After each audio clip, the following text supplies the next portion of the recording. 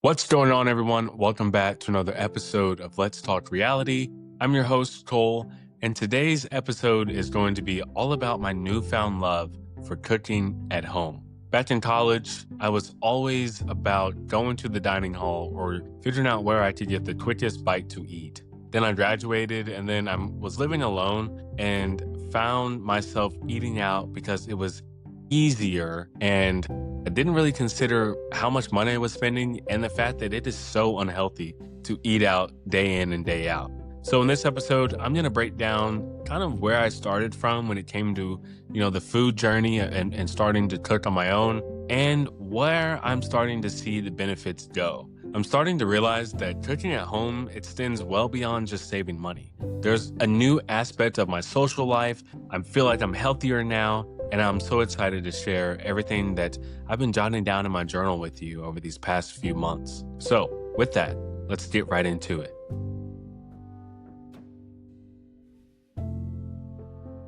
Okay, so I think it is worthwhile to begin this podcast by just stating where I started when it came to making food at home.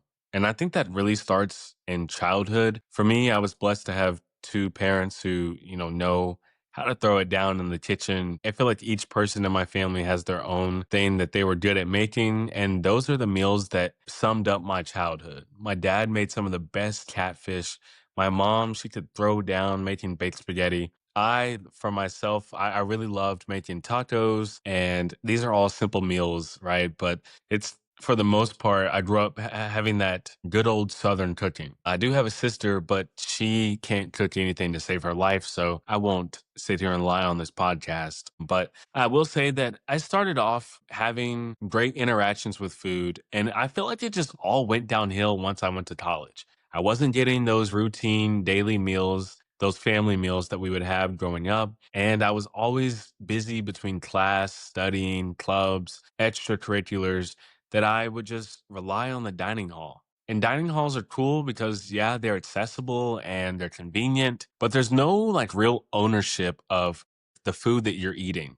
There's some value that comes in when you're able to make a meal with someone or you're making it for yourself and you know what's going into your meal, and then you eat it and you're like, wow, I really made this. And this experience it just wasn't there for me in the college world. And so I found myself just eating just to eat. Also, the foods I was eating at college were not the healthiest. The freshman 15 was real, but for me, it was more like a freshman 35 or a freshman 40. And I would always ask myself, like, how did I gain all this weight? And it really stemmed from the snap memories of seeing fried chicken sandwiches, tater tots, not enough greens, not enough whole foods. And this all came from the dining hall. And I thought that this was the normal way of eating. Then compound 4 years of that and you've gained a bunch of weight. You feel sluggish. Your brain feels foggy because you're not eating well. You're not sleeping well. It was just a snowball cascade effect of unhealthy living. So then I fast forward a bit and I go and I graduate. And now I'm living on my own. Now it's just one person, right? So I'm like, oh, well, I'm really eating out. But by eating out, I'm not spending a bunch of money on groceries. I'm not wasting a lot of food. So I'm not wasting money. If I just eat out here, Taco Bell there, McDonald's there, the occasional Chinese food takeout, that's fine, right? Because I can eat these foods for 2, 3 days at a time if I did enough in one sitting, then I'm saving money, right? No, no, no. I'll get into this later, but I'm so addicted to the ordering your groceries, having them delivered to your home, planning out your meals, that once you start doing this, you start to see per portion how much money you're wasting when you eat out. But I didn't know this at the time. At the time, I was just getting off work. Let me just pick up something on the way home because I'm not really cooking for anyone. And I always had this idea that you're really only making food at home if you're, having or hosting a dinner party, which is great. But if I'm just living alone, why do I need to cook? I don't need to make my own meals. This was just such a huge misconception. And then I realized that eating out, yes, it's expensive, but doing it so much made me numb to the taste. I don't know if you've ever thought about it, and maybe I'm just thinking too deep. But the more that I eat out, or the more that I would eat out, I would lose the nostalgic feeling of having a great home cooked meal. Like I said, when I went into college, leaving college, I had the same feeling because nothing tasted good. Nothing, and when I say tasted good, sure, it would have great flavor or whatever. If you ask me, I think Taco Bell is the best place in the world to order food. But there's nothing that is cheerful about Taco Bell that I would get from a homemade catfish, cornbread, and collard greens dinner. There's nothing that is inviting about fast food that you would get from a home cooked family meal. So it just wasn't healthy, it didn't taste good, and it was just a waste of money and time by just stopping and making up in my mind that I didn't have time to make this. I'm wasting food by buying a bunch of groceries and not eating them. I would be that person that would buy a bunch of groceries, then get home, unload them all, and then order DoorDash. So I had this whole idea of what it meant to live on your own, what it meant to have dinners, have meals by yourself, and even with family that was just so misconstrued. Like I didn't understand this until I had to take a step back, look at my body, think about like why do I feel this way? Why do I feel so unhealthy? And just understand the better ways of healthy living. I really want to say somewhere between an overpriced takeout meal and a soggy french fry, where I was like, I'm tired of this. I just wanted to sit down with myself and figure out a way that I can actually maintain consistent cooking in the home, which led me to my joy of cooking meals. I grew up with it. I knew it was awesome because my parents grew up with it. You have this feeling, especially in Southern culture, of having Sunday supper or having holiday meals, but a holiday meal can be an everyday meal if you make it that way. And I knew that I always wanted this, but I just never had the initiative to go do it for myself. But then as I started cooking, I started planning my meals. Cooking became fun again. It became this event that I would do after every day of work, and it would be creative, it would be artistic. I would act like I would, and I still do this to this day, but when I first started cooking by myself, I would just plan out a restaurant theme for myself that made it a little fun. It made it a little exciting. And I would have it all in my agenda written out of like, okay, what am I going to make on Monday? What's on Tuesday? What about Wednesday? And it was nice to plan it out this way because I didn't have the stress of what am I gonna pick up from work or what am I gonna eat this day. I planned it all out on a Sunday and it was there for me Monday through Thursday. And I just redid it for the weekend. And I will say there are some really easy takeaways here that if you're this person that's always wanted to start off making your meals or just start cooking at home, I know I'm not alone in this. I feel like I would always hold myself back by dreading or telling myself I didn't have enough time to go to the grocery store. This is not an excuse anymore. Now you have all these grocery delivery apps, whether you go within the Kroger family or you're bougie and you like Whole Foods. I like Whole Foods sometimes too. And you can go and select what time that you want with all your items in your cart and have them delivered right to you. And then also we know about Instacart. We can DoorDash everything else. You can do the same with your groceries. So you don't even have to think about carving out time to go spend 30 minutes to an hour or sometimes 2 hours in the grocery store to get your food. So if you're able to get over this major barrier, which I was able to do, you start here with the groceries, everything else down the road is just seamless.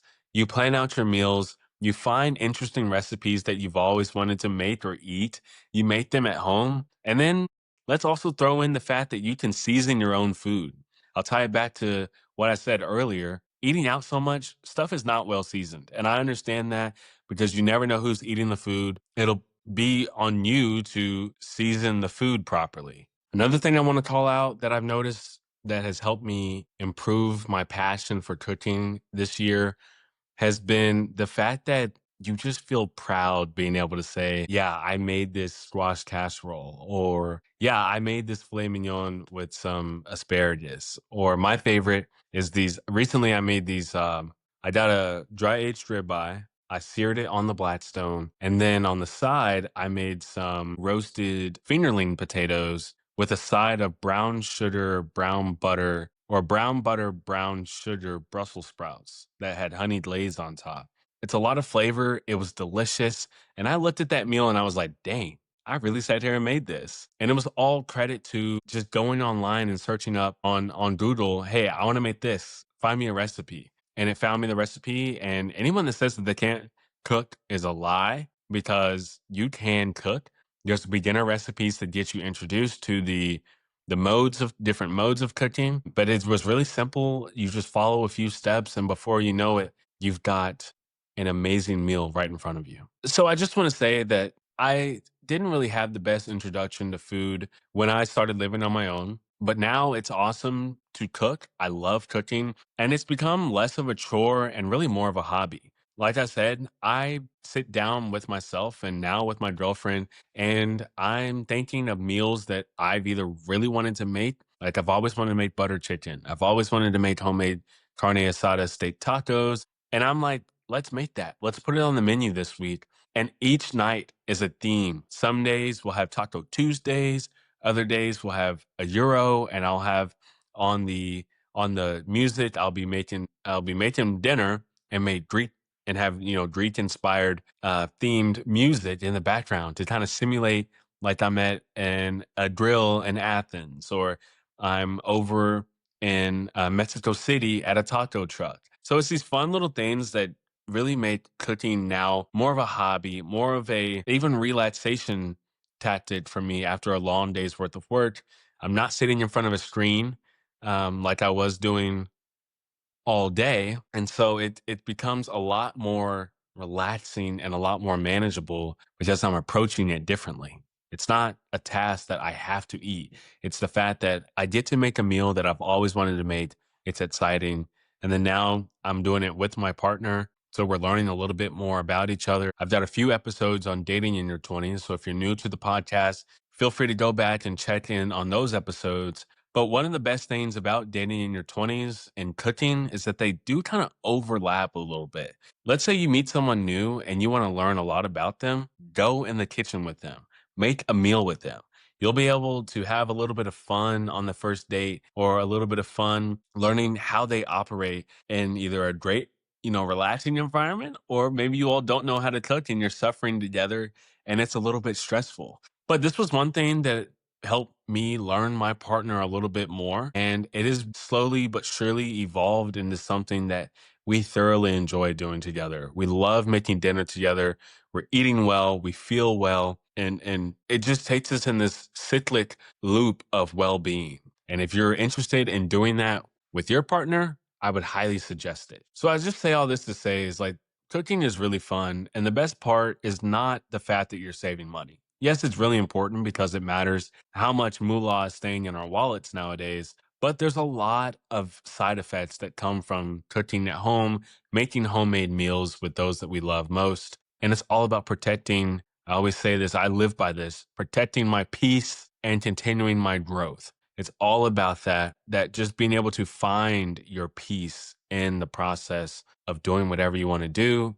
For me, recently, it's just been a lot of cooking at home, making new recipes. So, lastly, I will say the ways that I find my peace with cooking are if I have a heavy day at work, there's nothing more satisfying than going to the kitchen, turning on some festive music, and just whipping it up and having a great meal.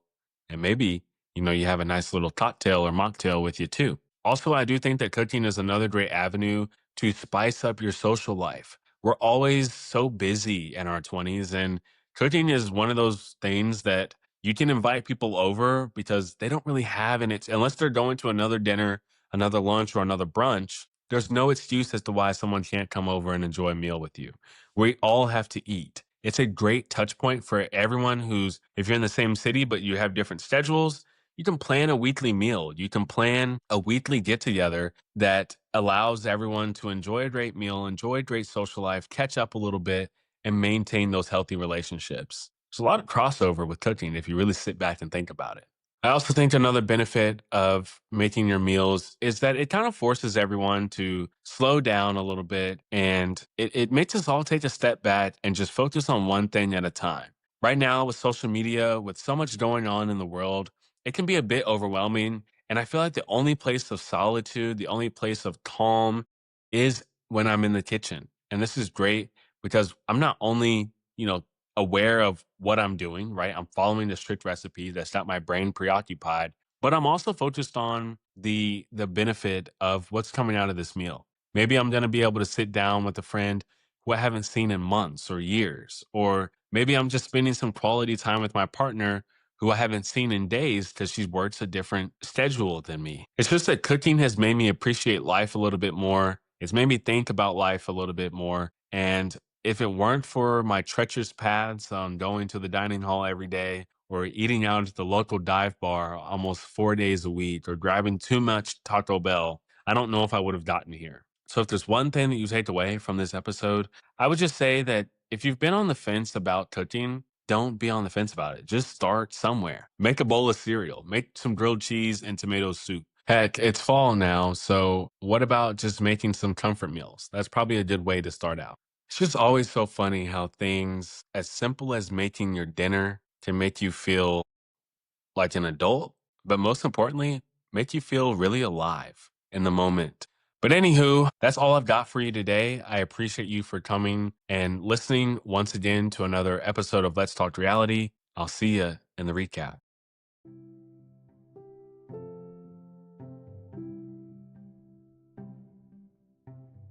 Okay, let's do a quick little recap here. Cooking at home taught me more than just how to follow recipes. It taught me how to slow down and take a step back from life. I figured out that you don't really need to be a chef to make your kitchen feel like a home. So if you've been living off takeout like I used to be, just try cooking one meal this week. You might be surprised how good it feels making something from nothing. As always, I appreciate you for listening to another episode of Let's Talk Reality. If you liked what you heard, feel free to like, share, comment, subscribe, and check back week after week because I'm posting weekly episodes right here, wherever you get your podcast. Also, we're on Instagram, TikTok, and YouTube at Let's Talk Reality Pod. Until next week, enjoy your meals. Peace out.